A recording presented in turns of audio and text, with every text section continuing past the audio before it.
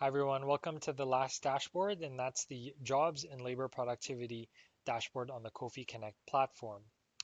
So, high level on the go, this one looks at data more in terms of an economic perspective or with an economic lens.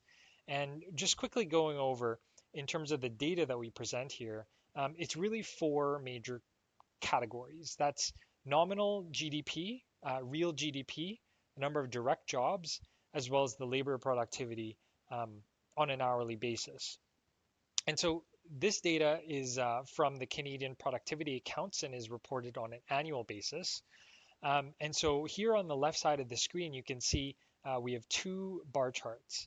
And if you toggle between the, the bar charts here at the top, it basically will update the display according to what you've selected. So on the top, it's based on GDP, so whether it be nominal or real. And then on the bottom bar chart here, we have the number of direct jobs as well as the labor productivity.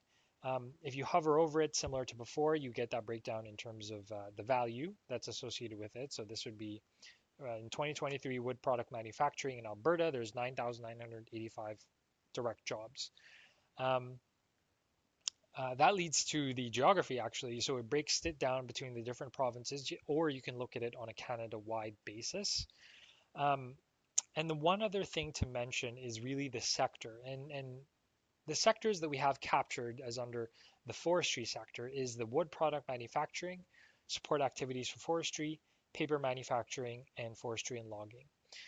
The chart or the table here on the right shows the same data as the tables on the left, but it gives you a bit more granularity in terms of the subsectors within that. So if you're interested in veneer, plywood, and engineering wood products within wood product manufacturing, you can see what that labor productivity is for that particular category. You can also similarly look at it in terms of the number of direct jobs, nominal GDP, as well as real GDP. On the following page, we have, again, employment data. So this is slightly different because it's from the Survey of Employment Payrolls and Hours, so CEF data, and it gives it in a more timely manner. So this is actually updated monthly, and we receive the data monthly.